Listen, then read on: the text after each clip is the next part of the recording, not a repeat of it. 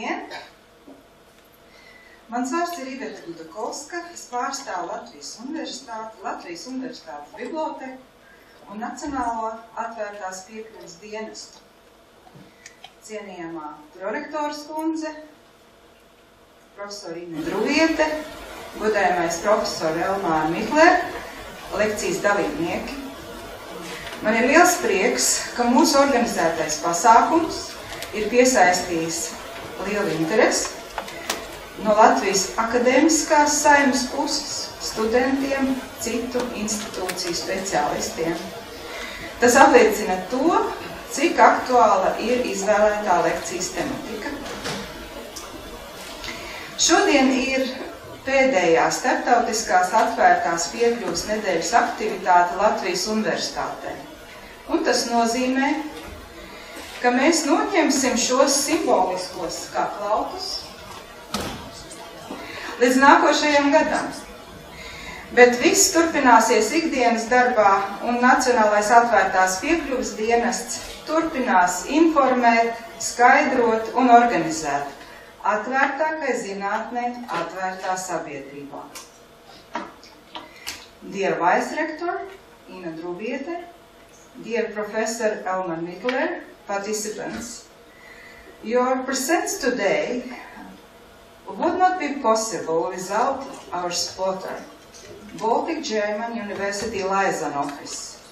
I ask for address speech Eva Branka, Managing Director of Office. Please.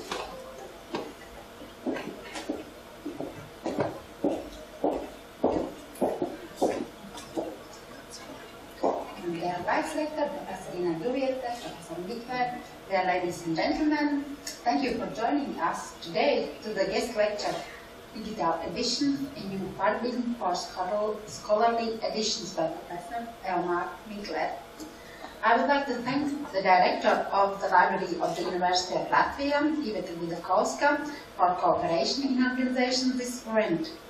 The guest lecture is dedicated also to the World Development Information Day. Information and communication technologies have the potential to provide new solutions to development challenges, particularly in the context of globalization, and can foster competitiveness, access to information and knowledge. So today, Professor Mittler will introduce us with the recent and future developments in one of the main fields of digital humanities, and will give an overview of the use of digital technologies to create electronic scholarly editions. In addition, all participants will have the opportunity to apply theoretical knowledge in practice. But before we begin with the lecture, I would like to introduce our guest from Germany. Elmārs Mitlers has finished German studies and history at the University of Bonn and studied in Freiburg-Breisgau. He is an honorary doctor of the Paris Sorbonne University and the Humboldt University of Berlin, as well as an honorary professor and Gutenberg Research Fellow of the University of Mainz. Professor Mitlers was the president of the Association of European Research Libraries, a vice president of the German Library Association, a founding president of the German Initiative for Network Information, and the chairman of the Consortium of European Research Libraries. He is the former director of the Göttingen State and University Library. Nowadays, Professor Mitlers is teaching at the University of Göttingen and at the Humboldt University of Berlin. And he is the chief editor of the leading German research journal, Bibliotēk, Forschung und Praxis. Thank you now for your attention.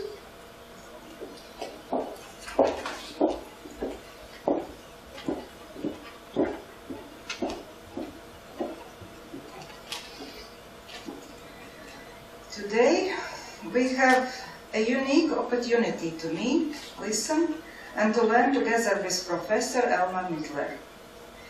Lecture's subject is certainly topical, especially when academic activities look at digital publishing direction. How to publish and how to use published. This is a question and we ask for answers. Elmārs Mitlers, professor, teacher, high quality professional and glowing man. But I met Professor during his international activities, year 2006, at Liber Architectural Group Seminar in Utrecht and Ghent. Liber is Association of Europe Research Libraries. And I must tell you that Elmar Mittler, not the first time in our university. He knew about the building Kalpaka Boulevard 4, it's here, about this project before others. He tested library renovation project for this building. Now, I ask for the opening address, our Vice Rector, Professor Ina Druvigete. Please.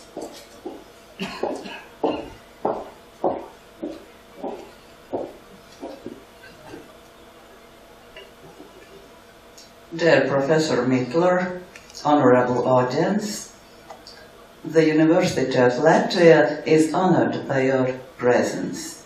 You help us to open the world. We are representatives of humanities, of social sciences, but maybe most of us not the representatives of digital humanities and so on yet. We know that you have contributed a lot to the physical shape of the University of Latvia Library, and we are looking forward to opening new horizons for us, speaking about intellectual developments. Today we have at least 4 international conferences in Riga. Let's mention the Riga Conference on Security Issues, the Conference on Translation and Terminology Issues at the Ministry of Foreign Affairs. I just came from the conference about bilingual education and CLIL, organized by the Latvian Language Agency, and I know that at least 2 conferences in sciences is taking place now. But why we are possible to have so many conferences in such a small country? Because we have libraries, because we have these deposits of knowledge, and nowadays they are not only deposits but also very active creators of knowledge, centers of intellectual activities. And as we are living in the digital age now, we still hope to turn our university into not only a national one, but also internationally recognized one. And you help us to overcome this space barrier. Today is a very special day for our university.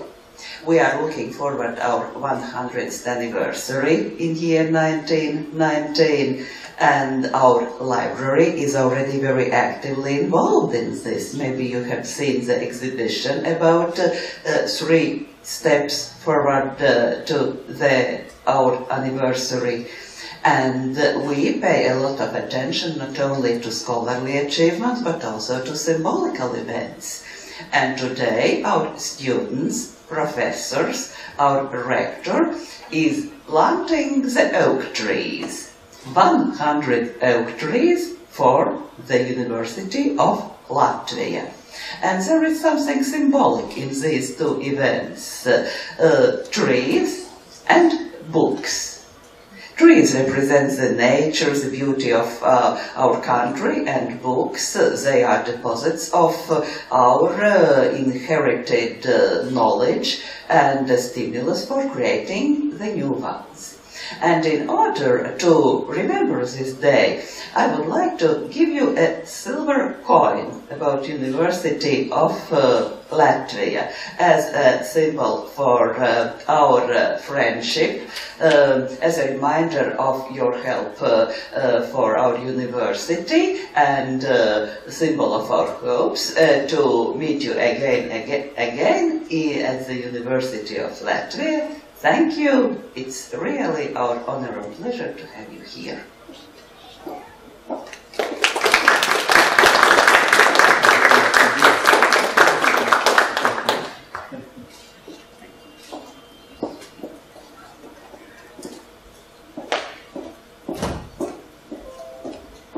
Dear Professor, floor is yours, and audience too.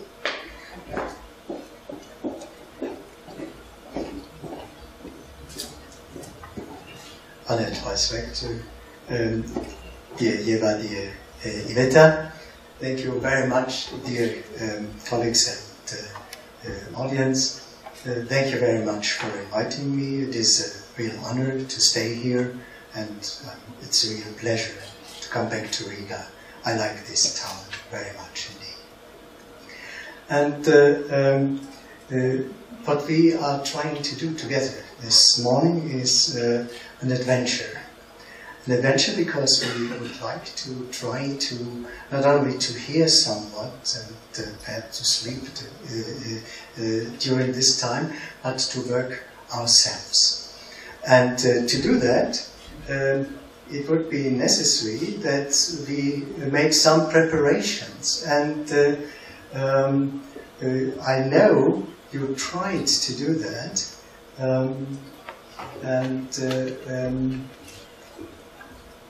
Sorry about.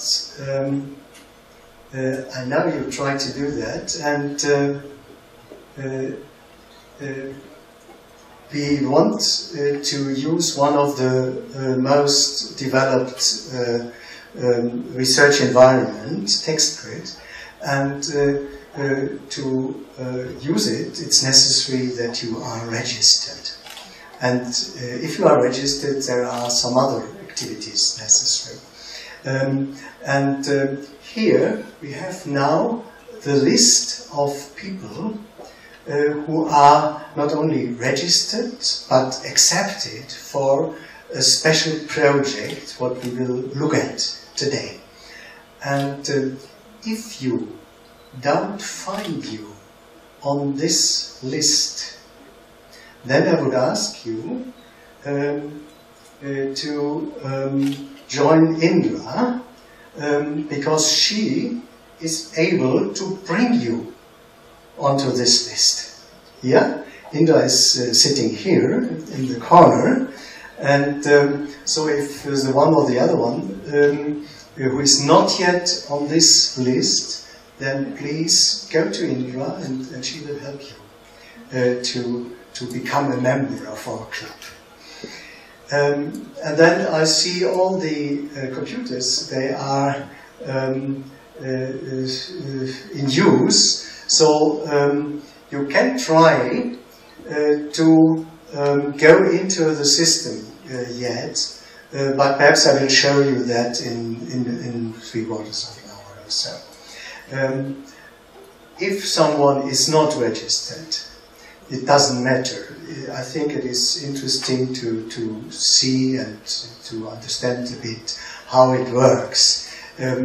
But in some respect you will see that it is not easy to work in collaborative environments. But it works. Okay, so let's go back to to my paper, Digital Editions, a New Paradigm for Scholarly Editions.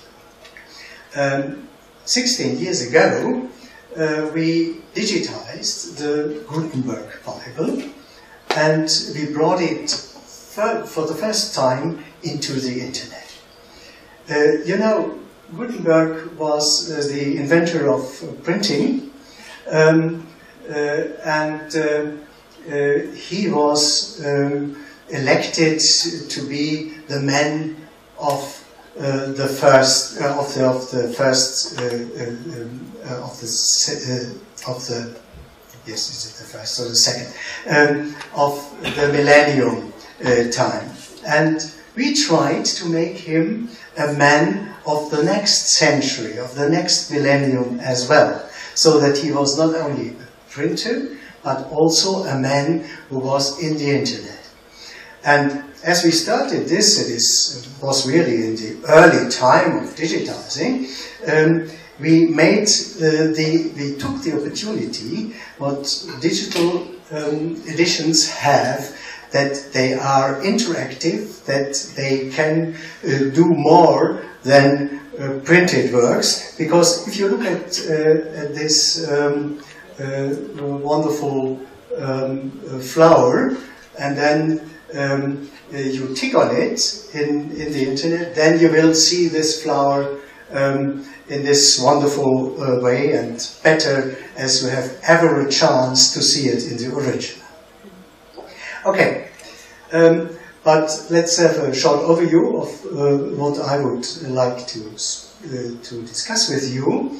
I would first say somewhat about the traditional textual critic edition, and I would then speak about the digital editions, the varieties, the new functions, the new text understanding, and I would like then to go on to the digital edition as research environment, and finally TextBit as editing tool and virtual research environment. The textual critic method from Lachmann had the aim to develop the original text, and therefore he tried to look at the textual situations, manuscripts, prints, the testimonies, and then he made a collation, and then he looked how these things come together to develop a stemma. And then he tried to develop the text. He made emendations, conjectures, antitheses, and the real principle was look for the lectio most difficult. L'example. This man, Poggio Bracciolini, was a humanist from Florence, and he discovered and edited the Lucretius de Rerum Natura. The Rerum Natura is a work what is everything else as Christian, but we have testimonies from the Middle Ages, from this manuscript, from this text, and Poggio was could discover it. And here is the stemma, the tree, how we think that the development of this text and how this was. And we see that there were perhaps in the 4th century archetype. In the 6th and 7th centuries, there were somewhat in Anglo-Saxon or Irish hand, and then there were people who really wrote it again, and so we have in the 9th century 3 codices, and then Poggio is coming in the 15th century, or there are others in the 11th century, and so we have finally a lot of Poggio's, a lot of manuscripts depending from Poggio's copy.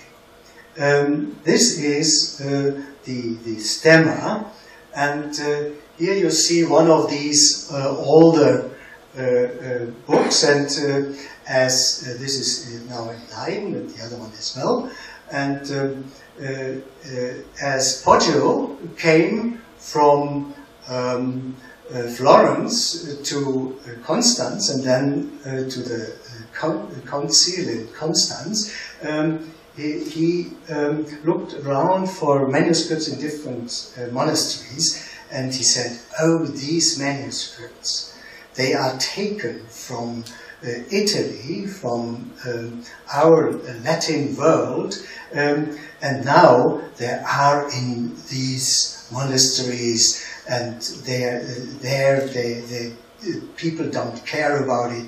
We have to bring them back to Italy, we have to bring them back to the humanistic environment. And if you look at it, and then you see how this was then developed, how they made new versions of it, then you can really say this is a different culture.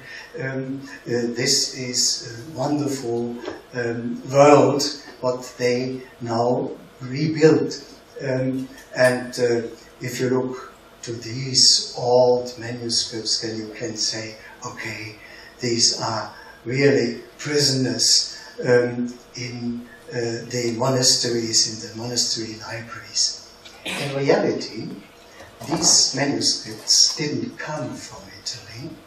There were scribes in the monasteries who developed it in the 9th or in the 10th or the 11th century. And this is one of the mistakes of this time, that they thought that it was stolen. In reality, it was safe. Okay, then they made printed version of it, and in many cases. And in the 19th century, Lachmann made this critical edition, what we can see here. Okay, what are the elements of this kind of editions? The elements are the introduction, the critical text, the transcriptions, the apparatus, the bibliography, a register. What can you do more if you digitize it? You can combine the text with the pictures. So you see here the text, and you can see the transcription, and there you find credo in Deo. And if you look to the picture down there, then you see credo in Deo. There you can see that. If you look in detail, then you can understand that credo in Deo is wrong. Is here someone who knows Latin? Yeah?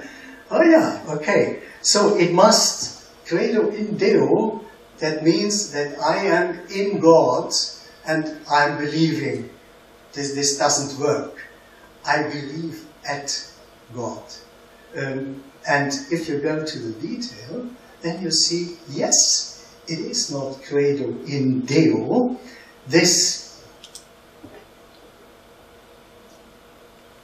is a ligatura. It is a short version of yeah, so that you can correct via this digital version. You can correct the edition what was wrong. That's one of the really changes what you can make via digital edition. Let's have a look to digital editions, because you have the same as you have had in the printed in the critical edition. You have an introduction, you have the transcription, you may have the translation, you will have a register, and you will have attachments and notes. But you can add a lot of paratext, digital facsimile, dictionaries, encyclopedias, bibliographies, databases, scripts for search and presentation, and you can use norm data identifier to improve the access to the material you are providing. with the digital editions, you have the real chance not only to search the text, but to visualize different views, to compare dynamically the different documents, to make a dynamic search of the literature, to make genetic editions, and to do that cooperative. Cooperation in digital editions means that a lot of partners are involved. So you can see here with the edition of the Codex Sinaiticus, who is partly in the Katharina monastery, partly in the University Library in Leipzig, partly at the St. Petersburg National Library, partly in the British Library. So you can really bring, for the first time, these manuscripts together in this digital edition, and you see that there is a lot of people involved in it. The Göttingen State University and Microsoft and the University of Birmingham and so on. A lot of people are working together to develop a digital edition. And if you present it, then you have much more facilities as you have with the printed version, because you can combine, and you can combine it by your choice. You can take the picture, you can look for the transcription, for the translation, or for the, in this case, for the physical description of the page. In some respect, you can say that it is not only an improvement of the editions if we have digital editions. In some case, we can say it is a necessity to use digital editions. One example is the Parzival, the so-called Berner Parzival, where you have, here's the English description, where you have a totally different situation from that what we have seen before. Because in the case of the Parzival, you don't have one source and then some derivated manuscripts.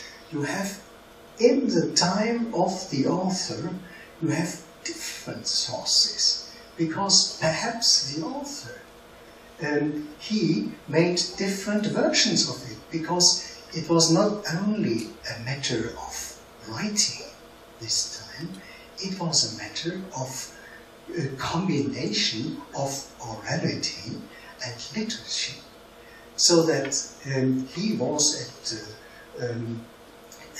he was in let's say in Vienna at the emperor, or he was in Heidelberg at the Prince Elector, and he made different versions of it.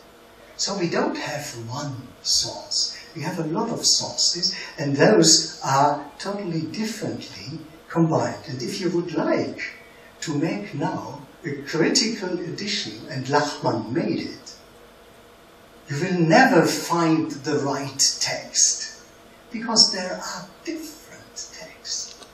And to show that, it's necessary that you combine the material, what you have, in different ways. And so you have here the chance to have the picture of the manuscripts with the transcription. You have a critical text with a combination of a certain part of these manuscripts, and you have information about the different versions of these part of these manuscripts you are showing. And you have this not only for this group of manuscripts, but you have it for other groups as well, and so on and so on. So you have the real chance not to have a solid, final version. What is the version? What was never written by Wolfram von Eschenbach, but you have the chance to see how and by which ways these different versions were used and were brought to our knowledge. There is another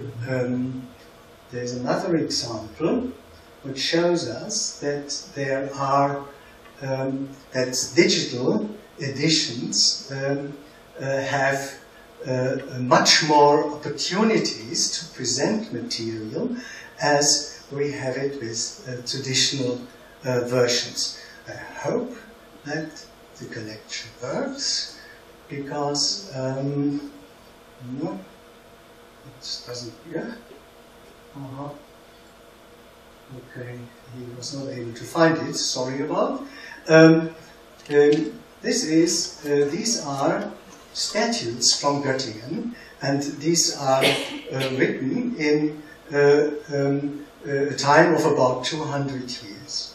And you have all the regulations about the brewing of beer or the money and all that. But you have regulations at different times. So that if you have a text like this one, then the parts of this text come from totally different times. And for you as a historian, it's now not interesting what was the first version of it. But for you it's interesting to know what was the version of, let's say, the year 1470. What were the legal regulations in a certain year? If you try to find this in a critical edition, a printed critical edition, you will find it in some footnotes, and you will never have a chance or you will work on it for weeks to really look what was the status of regulations at a certain time in this town. If you have, and it's really a pity that I can't show this to you, if you have this electronic version, then you will have the first version as a separate view. You will have the amendment of the 12th century, of the 13th century, of the 14th century in a different view, and you can have all these informations for a certain time at once, immediately, in seconds, and not after perhaps a work of a week. And there is a lot of digital scholarly editions of this kind, and here again I gave you the URL, so I hope that we can perhaps deliver you these slides so that you can check it. We can't do this now. And so we can say there are new rules and roles of digital editions. There are access points and containers, not only for the amended version, but for the real material with all sources, with all textual versions, with cultural and historical development, with interpretations of the work. And you can you can make cooperative editing, and you can use the reader as a co-editor. Corrections and amendments can be done in real time instead after years or perhaps decades. Because these are no more containers for stable objects, for static objects, but they are really living, fluid objects. And you have then a cornerstone for new kinds of interactive research. And the library can become a partner in this one. Here's the example of the library of Wolfenbüttel, the Herzog August Bibliothek, who help the editors,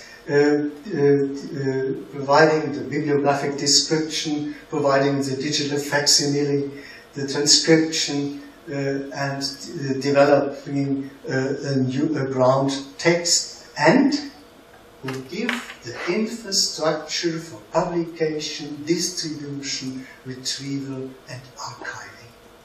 And they give TEI courses for the editors, because it is necessary to use standards if you work at digital editions, because you want to collaborate with other people, and therefore it's necessary that you have the same language, and standards are of high value for digital editing. Standards for the text, TEI, we'll speak more about it, for entities, for persons, corporate bodies, objects, norm data, for bibliographic data, like MARC, MODS, MEDS, TEI headers, doubling core, persistence identifiers like Perl, URN, DOI, handle, and so on, and interfaces and web services. So there is a real cosmos of a world of metadata standards, what is used for this purpose, and you see there's a lot of standards, but it is not so difficult perhaps as it shows, because these are standards for different kinds of descriptions, for example, for museums or for libraries and so on. But there is a real world of standards. And this is one of these standards used. It is with TEI, and these are linked open data what are usable and reusable, and are really well defined, so that if you take it from, in this case, from the Deutsche Nationalbibliothek, then you can use it immediately for your purposes as well, if you use the standards of linked open data.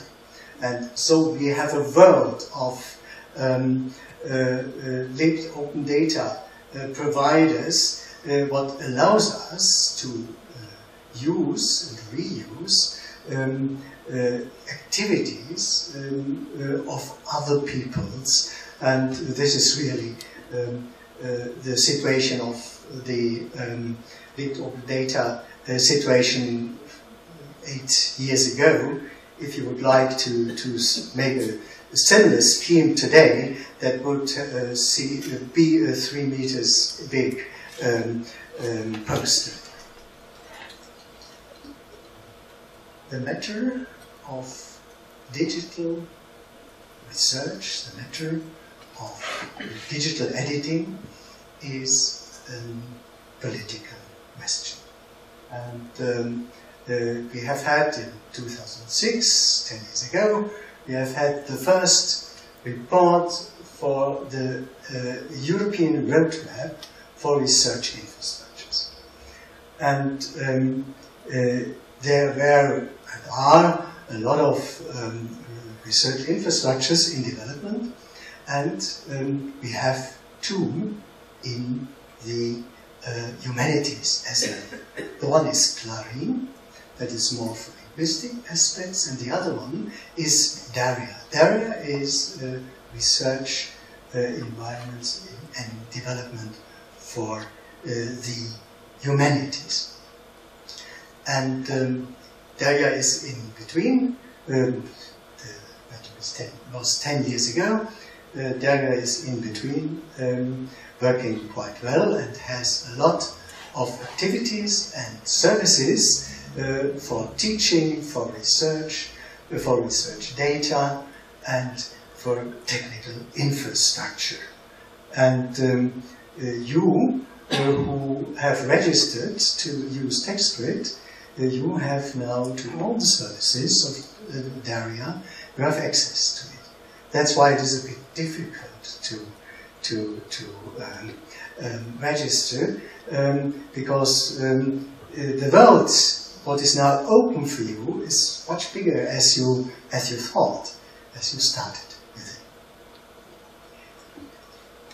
So we have here the DARIA dashboard, where you have the digital humanities tools, like the GeoBrowser or TextGrid, and there are a lot of other facilities. And why are we doing this?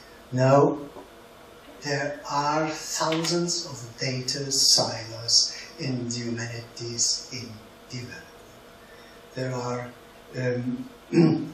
historical databases, there are linguistic corpora, there are archaeological GIS, there are art image collections, and there are literary text bases. And what we have to look for is, what shall we do with all these silos of information? What do we do with 1 million books? And it's right here. If you have 1 million books digitized, then you can't read it. There's no chance. You need a machine what helps you to look for this material. So we have to develop tools for the research in the humanities as well as in the natural sciences or so, because also the humanities are big data subjects, big data, have big data material. And one way to look for new aspects in this respect is the GeoBrowser of DARIA, what gives you the opportunity to look the geographical distribution of certain aspects of your research material. And this is part of one of the virtual research environments. The virtual research environment or virtual laboratory is an online system helping researchers collaborate. Features usually include collaboration support, document hosting, and some discipline-specific tools such as data analysis, visualization, or simulation management. In some instances, publication management and slides may be included. Virtual research environments have become important in fields where research is primarily carried out in teams which span institutions and even countries. The ability to easily share information and research results is valuable. And you have a bigger information about this virtual research environments in one of the GIS studies, and I gave you here again, I gave you the URL to get an easy access. What means data management in a virtual research environment? You have to help the researcher in the full life cycle and activity cycle of research. You have to look to help him at the data collection. You have to help him at the data analysis. We have to help him at the editing of his data. We need support for publishing, and finally, and last not least, for archiving.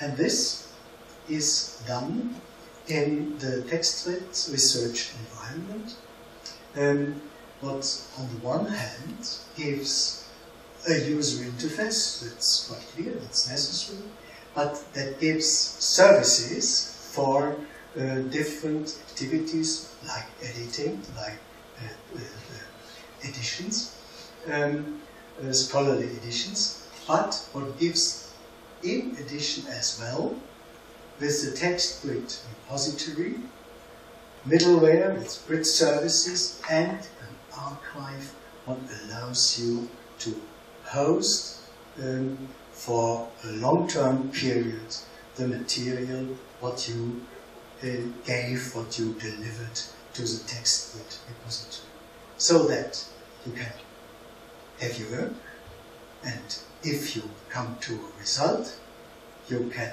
publish it with the middleware, and you can archive it so that it stays stable for a longer period.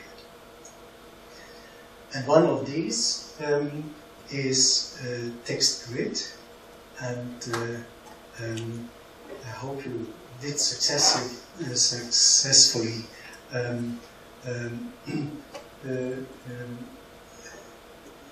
get access to this TextGrid, and we will come to it more and more. And you see here the welcome page, and that's what you should have on your computer. You have the laboratory. You must download this software to use it, and then you have the repository where you can visit and what you can visit, and you can visit the community we are working together with. And there are in the TextGrid website, there are some projects what are running on TextGrid, hybrid editions of Fontane, for instance, or the digital archive edition of Grayfinger, of equal ecology, and so on, and so on. And there are different fields where you have text in the repository. One of the functionalities of this TextGrid editing system is the image editor, and so you can combine the picture and the text, what is in your transcription and then in your edition.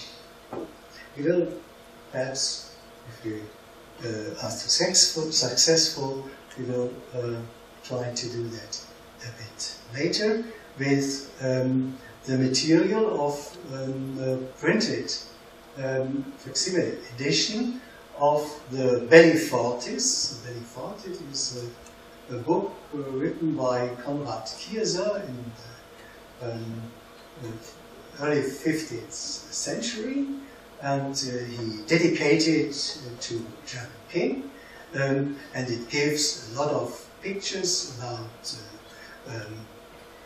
material what you can use in war, but it doesn't do that only. In the introduction, he gives nice pictures of the 7 planets and the 12 what is Tierkreiszeichen, and here is one example. That's Jupiter, and you see he is on his horse, and there are the two combined Tierkreiszeichen in this text. And this is a transcription, and this is the translation in the edition. And if we now try to make an edition, then, as I mentioned it, we need a bit to learn.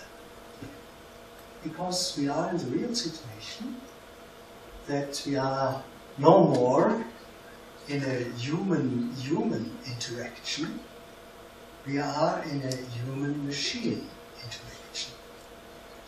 And so we must give the material in the form the machine can understand, and not only the human beings. And therefore we have different mark-up languages. You are accustomed to some of those, perhaps not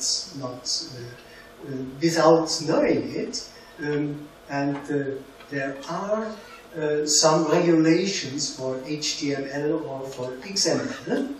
There are some regulations that are used for wikis or for procedural markup languages like LaTeX, and here you have the versions you are using for only one word, the German word for word, Wort. And if you write this as HTML, then you have it in the first line. If you use it for wikis, then you have the next one, and the LaTeX, what gives not only the text, but in addition the way the text is printed. Then you have the last version, and you see the more the machine should know about the export of the material, the more information is needed. And if we now look for a moment to the XML, the extensible markup language, what is a recommendation of the W3C as a standard for sustainability and interoperability, then you must understand that you need at the end, at the beginning and at the end, always a start and end tag. That means you have the tag name and you in the beginning, and you have the tag name at the end, and you have a sign that shows this is the end of the tag name. Then knows the machine this is a text where it begins, and that is a text where it comes to an end. And you can do it with an empty element tag, or you must correctly nesting of the elements. What means you have a tag name, and then we will see it a bit later. And you can make this special sign. You can make additional commentaries. And for texts, it looks like this. You have TI as information that this is structured in TI. You have a TI header. You have the file, what begins and ends, and you have encoding information, a profile, and a revision, and a TI header again, what is now closing it, and so you can make the text, and then end with the text, and end with the information that this is TI. And here again, I wouldn't go too much into the structure of this because we will see some examples later. Yeah, you will say that's very, very difficult, and I can't understand it at all. So we made a trick. With my students, I developed a template. And in this template, you have all these informations and the structure of TEI ready. And as a student, you bring in only the additional content, what is needed. And during this, in bringing the content in it, you understand the structure of the TEI document without learning it. You learn it by doing. Because the structure, if you do it not only for one, but perhaps for 10 pages or so, the structure is always the same. And finally, you have the structure in your mind without that you learned it by heart, theoretically. That's the trick we used, and here you can see this for the text. And it is a template for a certain page, and you can always see how it is starting, how it is structured, how there is the text you have to fill in, and how then you have this wonderful structure of a typical TEI document where you see you have TEI, no, this is on the page before, you have really this structure here in this template.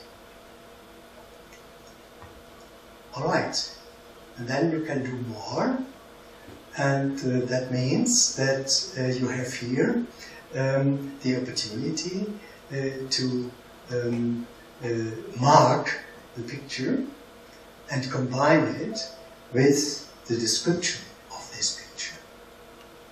And in addition, you can do this with the text, so that finally you have this combination of this picture with the text and the connection between the pictures and the text and the transcription in your XML TEI document. And if you have done this, then you have the real chance to make an addition with it, with Strade, where you have then the metadata, the transcription, and the translation. And if you click on the transcription, then you will have the line highlighted where what you looked for, or you can go from the line in the manuscript, and then it shows you the text and the translation. So this is the chance of a digital edition, that you combine these two matters. So once again, we have the text grid as laboratory, as entry point to the virtual research environment. We have the text grid repository as long-term humanities data archive, ensuring sustainability, interoperability, long-term access to the research data, and we can support this way all stages of the research life cycle, preserve and maintain research data, and ensure its long-term usefulness.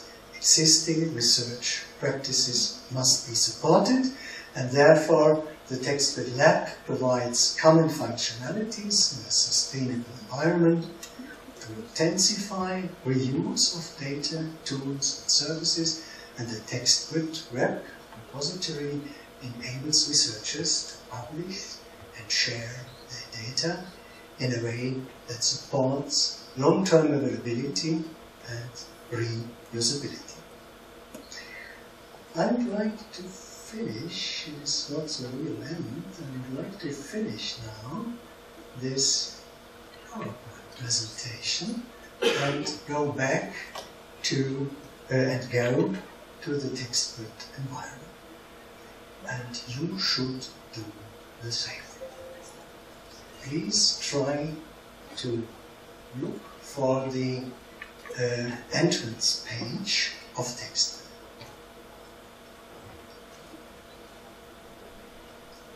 Could you do that, and could you try to do that?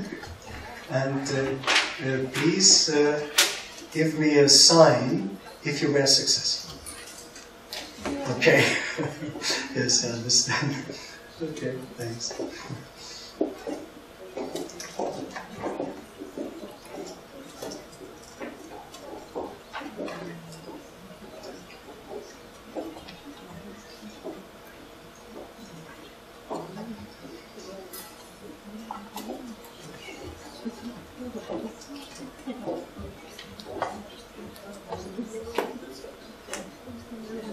So you must have first this sign, and then you must have downloaded the software, and then you should make a login.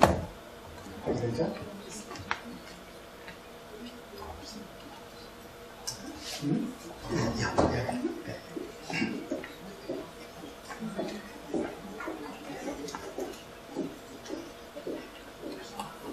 And then you have to